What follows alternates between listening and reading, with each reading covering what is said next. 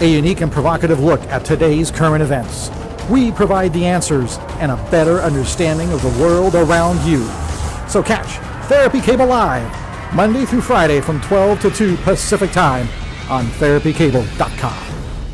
Everyone, well, the moment you've been waiting for is now here. With me is Dr. Bart D. Ehrman, James A. Gray Distinguished Professor in the Department of Religious Studies at the University of North Carolina at Chapel Hill. And he's now releasing his newest book, Jesus Before the Gospels, How the Earliest Christians Remembered, Changed, and Invented Their Stories of the Savior. I can't wait to hear about this. So let's welcome to the show, Dr. Ehrman. Welcome, sir. Well, thanks for having me. Fabulous book, like I mentioned earlier. I've read a lot of your books. Really amazing stuff, how you analyze this. But first things first, what is this book all about now? So this book is dealing with kind of a fundamental problem in early Christianity, which is that Jesus died sometime around the year 30 of the Common Era, and the first gospel about him was written around the year 70. That would be the Gospel of Mark. The last Gospel is probably the Gospel of John, written around the year 90 or 95. That means that there's between a 40 and 65-year gap between the time Jesus died and the first account of his life. And so my question in this book is, what's happening to the stories of Jesus that are in circulation over all those years before anybody wrote them down? Fascinating topic. Very interesting, and that's true. And one of the things, just to make sure, none of the gospel writers, we don't really know who the gospel writers are, do we? Well, that's right. And what we do know about them is that they almost certainly were not followers of Jesus during his lifetime. Jesus was a preacher in rural Galilee, would have been speaking Aramaic as his followers were, and in the New Testament at least, they're lower class, uneducated peasants. And so they certainly didn't write the Gospels, which are written by highly educated, literate Greek-speaking Christians decades later. So these authors of the Gospels are not writing down what they saw and heard. They're writing down stories that they heard from other people. But what I argue in the book is that these other people heard them from other people who heard them from other people who heard them from other people. And so the stories have been circulating in that way for many years. So now you've done extensive research. You've written, I think it's about, 8 or 10 books on this subject matter? Well, I haven't written anything on this topic. Okay. I've written. This is actually my 30th book. 30th. But they're all on different things. I got some catching up to do. Yeah. No, I've never written anything on this. Let me ask you this. So, what did you find? Can you give us a little hint? I don't want you to expose the whole book because I want people to go buy the book. But what did you find? Any highlights? I'll tell you what I decided to do when I first started thinking about this book. I decided that really all of this topic is about memory. How do people remember things? How do they remember what they've heard from someone else? And how, when they try to remember what they heard, how do they then retell what they heard? And how does the next person remember it? Because we don't have any direct access to Jesus. All we have are recorded memories. And so it occurred to me that the thing to do is to find out what we know about memory. And so for about 2 years, I read nothing about the New Testament or about early Christianity or about Jesus. I simply read what psychologists say about memory and what sociologists say about social groups remembering things together, and what do anthropologists tell us about oral cultures that pass on their traditions. And so what I do in this book is I bring all of this information about memory to bear on the question of how the earliest Christians were remembering Jesus before the Gospels were written. That's pretty crushing. That's going to be pretty crushing. We just had a episode, I think, about a week or two on how reliable our memory is, and boy, it's it's not reliable whatsoever. Well, I know, and people don't think about that when you deal with something like the New Testament, because I guess you forget that in fact these people are trying to remember. The eyewitnesses are trying to remember what they saw and heard, but then the people they tell the stories to are trying to remember what they heard from the eyewitnesses, and then the people they tell stories to are trying to remember what they've heard, and it goes on like that for 40 years. And so the question is, what happens to the stories? Yeah, you're absolutely right. It's amazing. You read some of these eyewitness accounts in modern times where they actually see a video, and the same video, 50 people will have totally different recollections of the video. It's amazing. Dr. Ehrman, is it possible, though, are there any writings that could be found in that 70-year gap or 50-year gap, in your mind? It's possible that there were writings that didn't survive, and it's always possible that the writings will be discovered. But they've been making discoveries of manuscripts for hundreds of years now, and it seems kind of unlikely they're going to find anything that's from that time period. Mainly because if they did exist, suppose somebody from around Jesus' time wrote something in Palestine, the manuscripts wouldn't survive this length of time. The only place that manuscripts seem to survive are places like Egypt, which has the climate to allow for preservation of manuscripts. So nobody's really expecting that we're going to have anything turn up. That's a good point. And back to your book, what is the one thing you really stood out to you during your research? Anything that popped out that you just couldn't believe?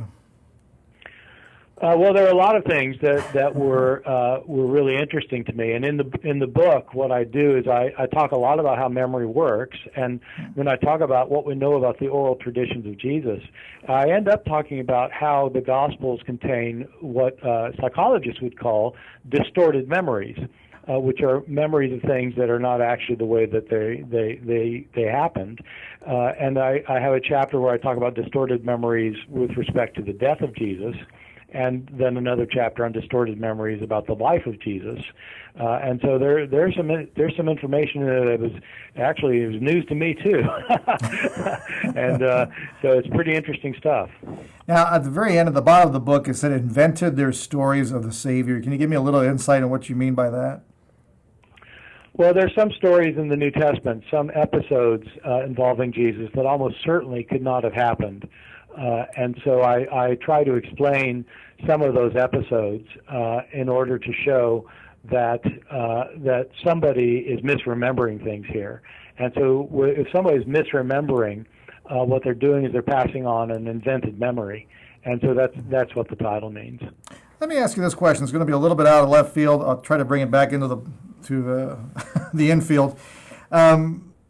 Do you think when they invented it, was a hyperbole a purpose for them to get a story across, to be able to keep it alive? What I mean by that, some of the miracles that they put in there, was this an intention, do you think, on their part to keep this alive, to keep the narrative of the Savior and God? Yeah, right. It's I would say at the end of the day, it's impossible to say whether somebody was intentionally coming up with something they knew didn't happen, or if it's more like rumors. Rumors happen all the time. People tell stories about, especially about famous figures, that simply aren't true. And often it's not just that they're making something up. It's just that, they've heard something and they misconstrued it, and then they tell something and it gets exaggerated. And before 3 days pass, you get these rumors floating around that simply are not historically right. And so it doesn't have to be somebody intentionally, telling a fib. It could be simply that this is what happens when rumors and gossip take place. And we got 2 more questions, and then we'll let you go. I know you're in a hurry to get somewhere else. You're busy right now. Your book just came out March 1st. Let me remind everybody, Dr. Bart D. Ehrman, his new book just came out, Jesus Before the Gospels, a fascinating read, like all of his books. Dr. Ehrman, all 4 Gospels are similar in some sense.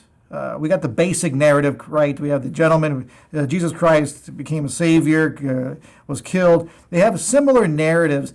Is that because they were reading other people's stories? They were just borrowing from each other's memory bank? What do you think happened there?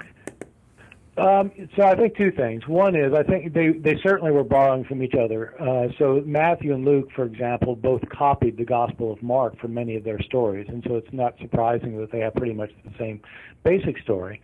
The other thing, though, is that scholars of memory have long argued that people have gist memories that are more accurate than the detailed memories, so that you remember the gist of something that happened much better than you'll remember the details. And so I think the early Christians were remembering many of the kind of the basic things that happened to Jesus during his life. I mean, he was a Jewish preacher in Galilee who went to Jerusalem the last week of his life during a Passover, and was arrested and put on trial before Pontius Pilate and was crucified.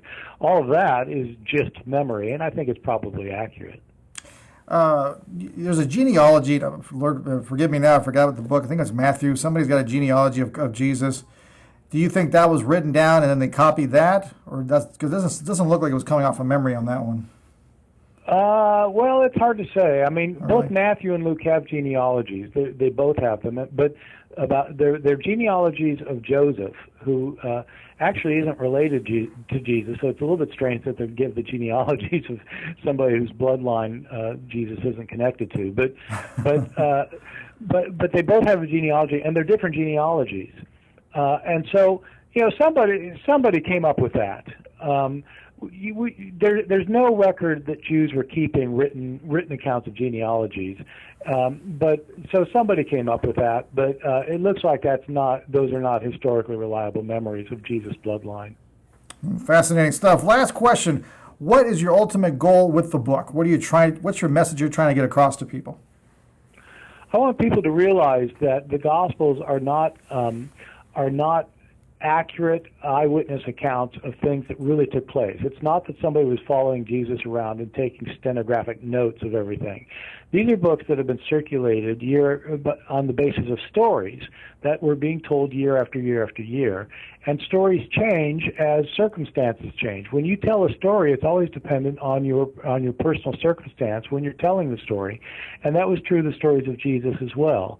These stories can be looked at to see whether they contain distorted memories or not, which I do in the book.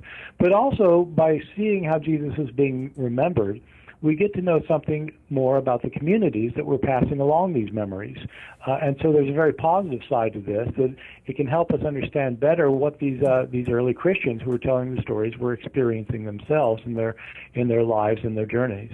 Fascinating stuff. Fascinating. Thank you so much for being here, and thank you so much for the work you're doing as well. Before we let you go, I just want to make sure everybody knows, go to ehrmanblog.org. That's where you can reach Bart Ehrman. I think you can even find a lot of his writings and notes. Is that correct, Professor? Yeah, no, the Bart Ehrman blog is an important thing for me. It raises money for charity, and so I hope everybody people get a lot of information on it. So I hope people think about joining it. Absolutely. That's where we can go to find more about you. ehrmanblog.org. His new book, Jesus Before the Gospels, a must-read. Even if you're a Christian, it's a good way to learn a little different view about the Bible and Christianity. I highly recommend it. Thank you so much, Professor Ehrman. Okay, my pleasure. Thank you.